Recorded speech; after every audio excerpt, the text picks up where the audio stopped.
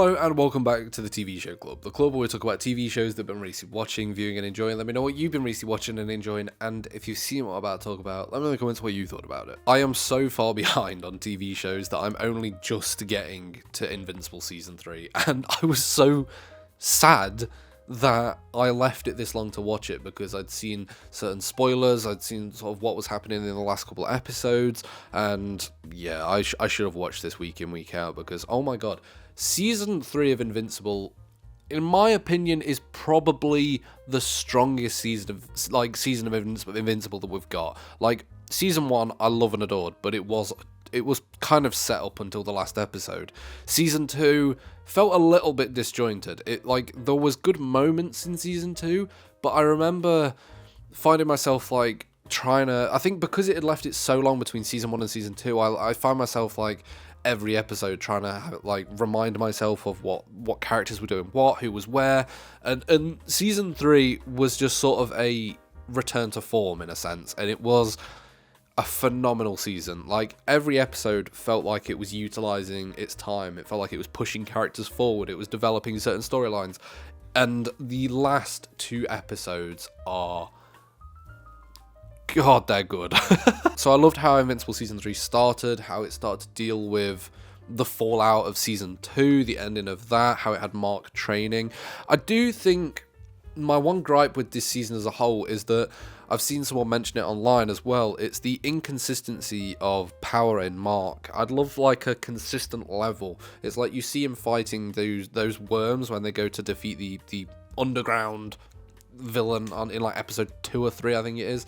And he can barely land a punch on them, and yet against Conquest he can hold his own. There is a slight power imbalance throughout the episode, so I do think moving forward, if we could just get a bit of consistency in that. That is probably my only gripe storyline wise though, because everything else is brilliant. I loved that we got another multiverse sequence of episodes.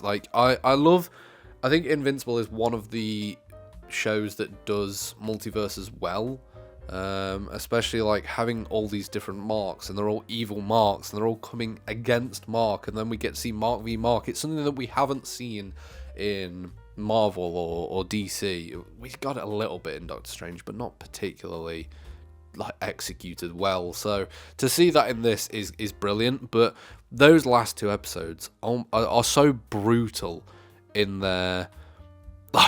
Literally, Mark is already battered and done from defeating all these other Marks, only to then, when he finally gets a breather to start helping people, Conquest comes and batters the living shit out of him. And that Conquest fight is insane. I wish we got some mid-season big fights, because it does sometimes feel like we're just waiting for that last episode where there's gonna be something huge. But it was huge. I'm not even going to complain about it. It was incredible. The Conquest, the way they did it, it's a hard one with Invincible because it gets a lot of complaints about the animation, which I do think they prioritize getting big names for the voice actors. Is it Aaron Paul? Is that his name? I think that's his name. The guy from Breaking Bad.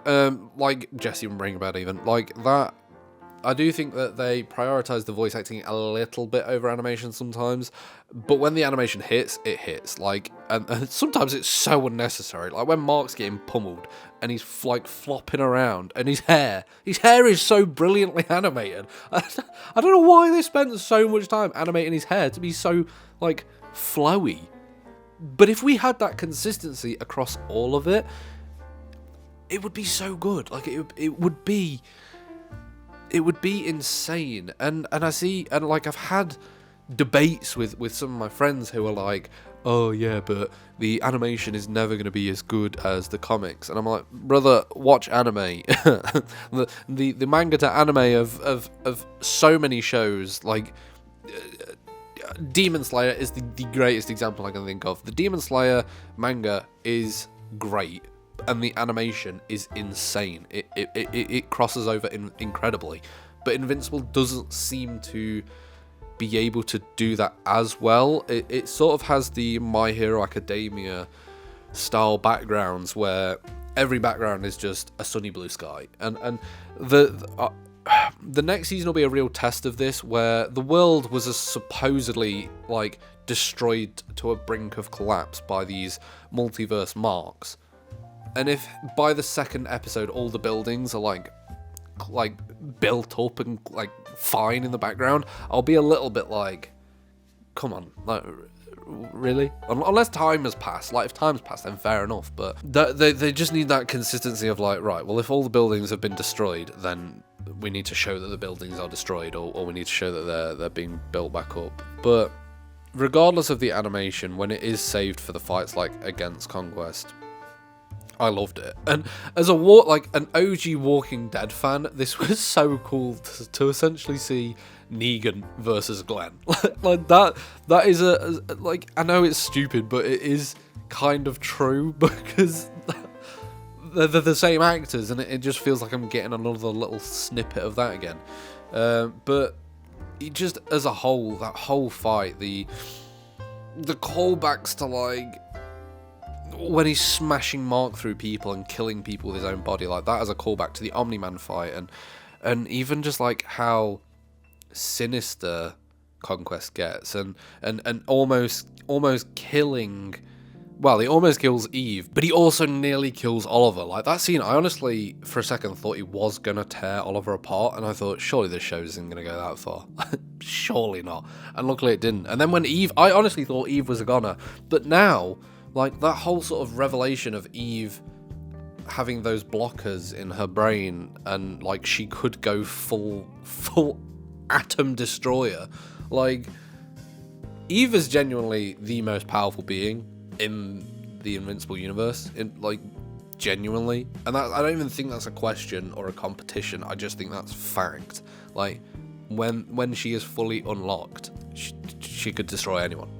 She could just really destroy anyone. And I do love like the whole like that end sequence. There was a song that they played, I think it was from 9 Inch Nails, that just like summed it up brilliantly. But yeah, even just the fact that like Cecil has still kept Conquest alive and shit like that is just, and there's so many different things I could talk about. The spoiler alert, the Rex funeral, what a character Rex was. I did always love him. Like, for better or for worse, he was always just a nice little relief for the story. And then he was the death was kind of obvious because he was starting to become like happy. Like, and so that's always a sign that you know a death of a character is coming. But in such a brutal fashion, like, he had to blow up his own spine. That was just a horrific scene. But that followed by the funeral is good. Like, it is great. Was it done as well as it looks in the comics? No, but it was still a beautiful scene, so I'm not going to complain too much. I love the Omni-Man like side storyline. What's happening with him? I like how it's so vaguely teased, and we don't really know, but they're also like uncovering a bunch of the secrets about the Viltrumites and everything like that, and what that'll lead to in future seasons. I just hope that we get some more Invincible content soon. I might just read it, but that's expensive. But anyway, let me know, what did you think of Invincible Season 3? I can't wait for Season 4. And I'll see you next time on the TV Show Club.